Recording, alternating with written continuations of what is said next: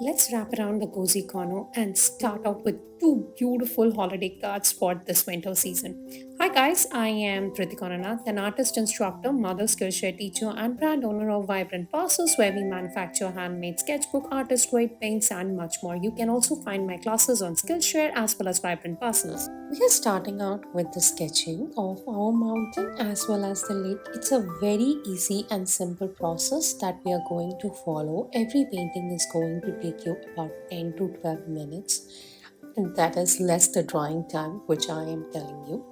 So you can practically nail all the paintings in less time. It can be used as holiday cards or it can go up on your table as a painting. You can gift these paintings or keep it with you as one of the mementos that you have painted along with your family during this winter season. So let's go ahead and start out with our first part, which is the top, and that is majorly the sky area. I usually go ahead with the lightest value, whether it be in any color shade, etc. For this particular top part of the sky, it has to be Naples yellow. Along with the Naples yellow, I would be mixing some amount of my cobalt blue, or else you can also go ahead with ultramarine. Ultramarine had a bit of granulation in it. In fact, it has always. That's one of the reasons sometimes for my paintings I do like to avoid ultramarine, though most of my paintings had some or the other parts of ultramarine added on it. Going ahead and just blending the colors as you see me adding some more of my Naples yellow. This is just to make the area a bit more darker. What I usually don't observe with or in my painting is when we mix Naples yellow and blue, it will not give you green, and that's what you can see even over here. If you are mixing Naples yellow and blue, it will not give you the green that you were expecting. Always keep a small gap. Now, since these are really small paintings of around 15 centimeter each, so you really don't have much of space to give gaps, etc., but try to add it in most of your paintings wherever it is possible. Blending is the key in any of your watercolor paintings, and most of my paintings, when we are working up, you will see that I use a lot of my blending techniques. Once this part is done, I will take some more ultramarine and start out with my mountain area. I slowly work through it by adding some of the lines as well as leaving some of the spaces in white. All the area I'm not going to convert into the blue color that you usually observe. These are snow-capped mountains and we need to also show the same in our painting. I do alter my values at regular intervals as you observe me doing it over here. Now, what happens is that if you change the value, when your final mountains come up, you can really observe how the change values have played the depth as well as the beautiful role in your mountains area, where you can find your ridges, you can find the snow-capped areas, you can see the lighter as well as the darker values differentiating itself into a beautiful outcome. Now, value has a great role to play, as I always say, and if you are looking for something about values, I have this video that is linked above. Go ahead and check that out. You can always see how values can work very well for your watercolor paintings. This is a really small painting, and I have always given out classes on Skillshare as well as on my own channel, that is www.vibrantparcels.com, under courses section, where you have lots of paintings that are smaller in size or bigger in size. Depending on that, you have a lifetime access and the rates are really low. It starts from $4 and goes till $20 depending on the hours of the class.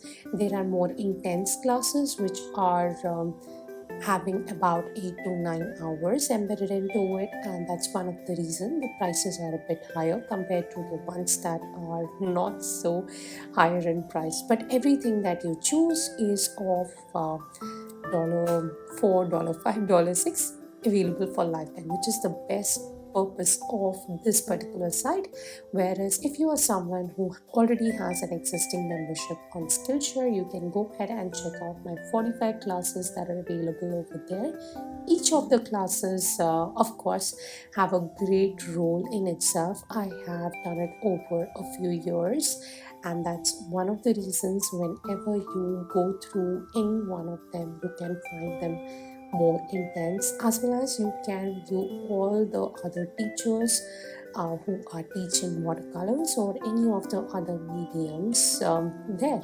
So it's a great perspective to go ahead and do these classes from there. You can go for a monthly membership, you can go for a yearly membership, but this is on a monthly basis and the minimum membership is around $10. That's one of the reasons I was suggesting my other classes on vibrant parcels, where it is available for lifetime and one-time purchase.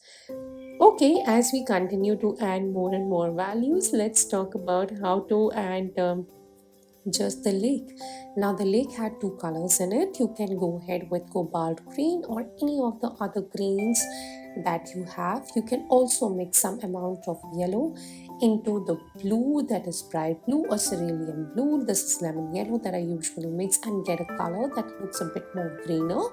Now this is all that you need for this painting, and slowly add a few dots in your mountain peaks. There is no specific way in which I go about painting these mountains. It's just a free flow. Some of the areas are darker, so there are ridges and there are darker sides of the mountains. Towards the bottom, you can make it more darker, while you are towards the top, make it more lighter.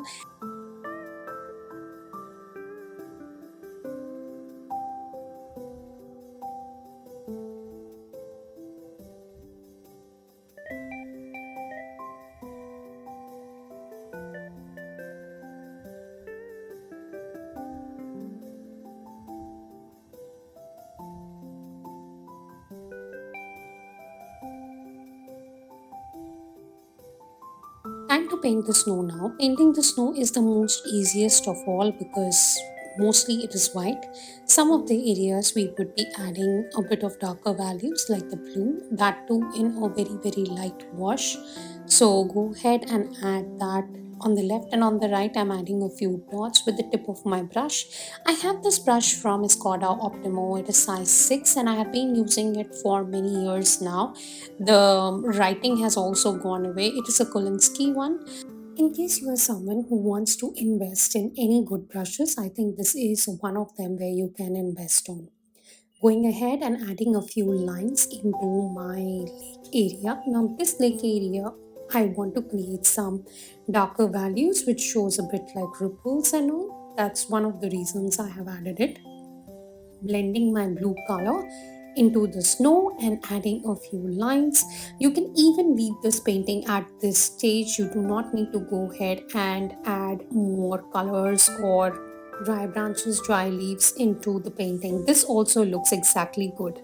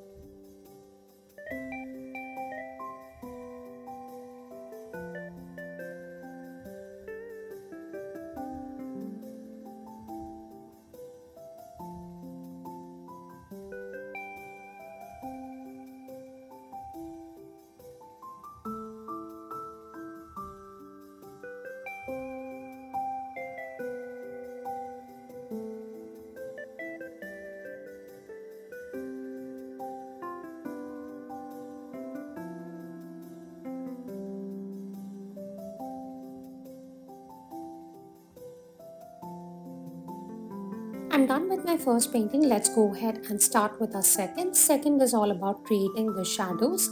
Creating the shadows is something that I have always loved to date, so I would go ahead with a very rough sketch of a fence and two, three mountains in the background. We will start out with the top area, which is majorly our sky, as that is the lightest value that we are going to add for this part of the painting. So, going ahead with some of the clear water, I am using almost the same colors that I have used for my other painting, and therefore there is not much change that you will observe.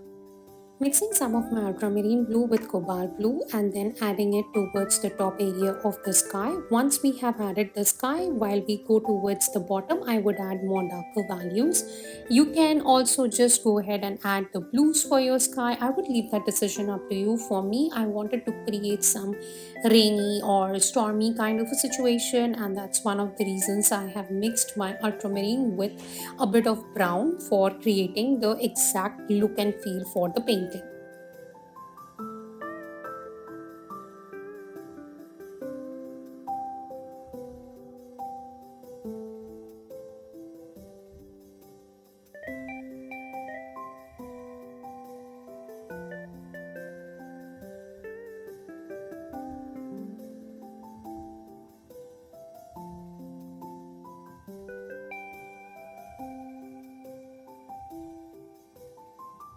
Clouds are something that I have always loved to paint, so you can go ahead and check out one of my other sections where there is an art hall, and that art hall has got three amazing paintings with simple clouds as well as simple night sky.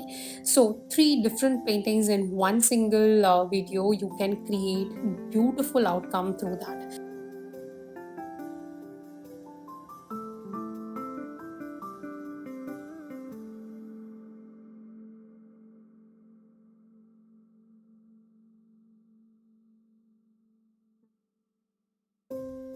I usually even alter the values for my clouds, darker and lighter values. You can go ahead and continue to add that, or else you can also try to create some of the lightest value initially and then go ahead and not add any darker value to create that puffy and glowing kind of clouds for yourself. That decision is always up to you. You should experiment, and experimentation is something that I have always told every one of you to do. Experimentation really helps you to understand what is your style and how you can create the beauty of landscapes. Landscapes have always been my go-to kind of space, and I love to create as many landscape as possible. Winters is the time where we get an opportunity to create quick landscapes because our foregrounds are usually in white and there is very less color that is needed to create any kind of darker, lighter oral shadows, darkest fence, etc. So all of it becomes very easy in this case. Going ahead and creating some bushes, and once that is done, we would just add a background mountain again. I am using the same color that I've used for my sky area.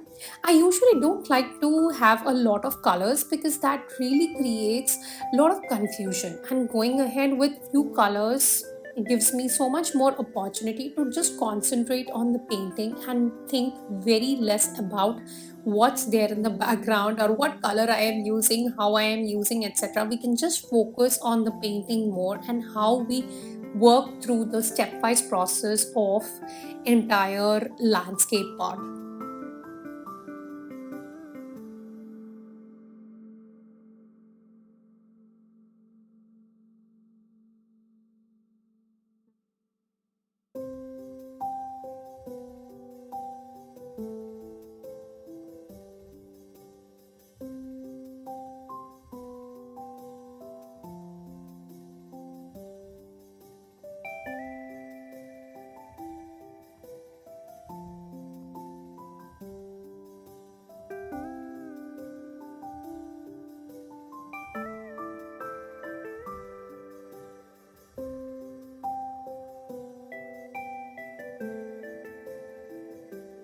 Usually, my go to process for these paintings are to go ahead and create some of the browns and blues together for the bushes. Now, that way, bushes can be created very easily. They look very pretty, and it is just that perfect winter bushes which you always want, the lightest value towards the top and darkest value towards the bottom. The idea is that it's not snowing right now. It did snow earlier, and we are just going ahead and creating that part of the snow which is more of blue and under the shadow area. Now, shadow area is something that I love to create. I have used ultramarine as well as Prussian wool for creating this part of the shadow area.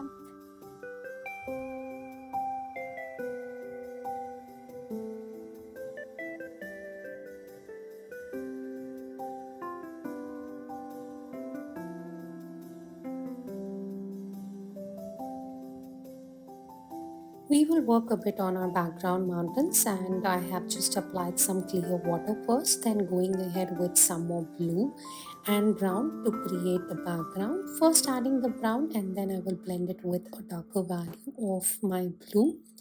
Now, this is something that I've always loved playing with the browns and the blues. It creates that dark value of the brown, which we usually don't see in our painting, but it gets created automatically within the painting. I have kept most of my colors towards the top area. That's one of the reasons you see me picking it up from the top area. Adding some more bushes for the background, as the background bushes look a bit more lighter in value, and I would like to have some more darker value bushes there. Now, working with a bit of my dry brush on the tip of the brush to create the background mountain that you observe on the left, some of the darker values of brown, and then we will start creating the stones. Now, stones is a very, very important part, and there is a lot of snow on the stones. I did first check that whether the area is completely dry or not, and is it workable. Going ahead and adding the stones in a very, very random manner. I have not thought anything about it before adding the stones.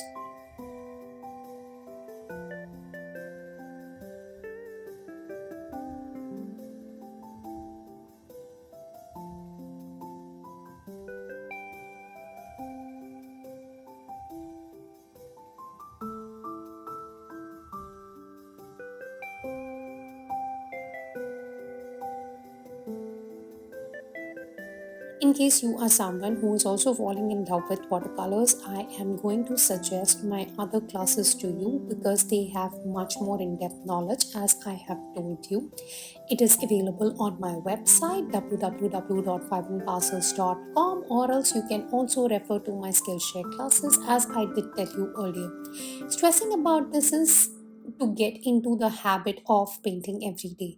Painting every day is something that we usually don't get to understand, or we usually don't do. Here, more I give out quick videos, tips, tricks, hacks that we all want to know in on a regular basis for our watercolor techniques, etc. Whereas when you want to apply those techniques into your paintings, I cover it in much more detailed manner in those classes, as I have less opportunity here in terms of time, etc. Whereas there is a lot of time over there, and each of the videos are real time with voiceovers in English, so that you do not have any problems while you go ahead and check it out. There is an initial section where we have all the practice exercises, and then we usually go to the final painting.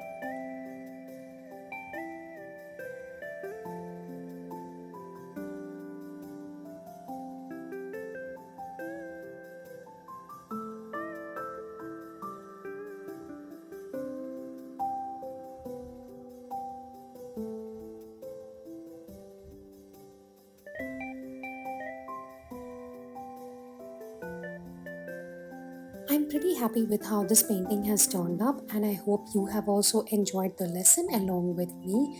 There is a very random way in which I did paint the fence, as well as I would be adding some more lines connecting those fences. I am going a bit abstract while I even draw the top part of my mountain or the background mountains. These are something which I have learned over time, and I do it in an absolute simple way. There are simple brush strokes that we use. All these detailed brush strokes are something that you can learn over time, and a daily practice is a must. Please go ahead, remove the tape at an angle, and have a look at this painting. You would be very happy and proud of yourself about how it has turned out. I'm super excited to just add some more lines here and there. Always know one thing where to stop, and right now it's that particular time where we should stop. So go ahead and don't work much more on this painting. It's already done, and you can actually see that how beautifully it has turned out. Let's remove the tape, as I did tell you even earlier, and then have a complete look at the painting. I am always waiting for that moment of the time where I can really remove the tape and see how this painting really turns up and how the whole thing has come together. Waiting to see you again in 1 or 2 days, where we are going to paint two beautiful winter paintings. See you very soon. Subscribe to my channel, press the bell button, and leave your views in the comments, waiting for each one of them.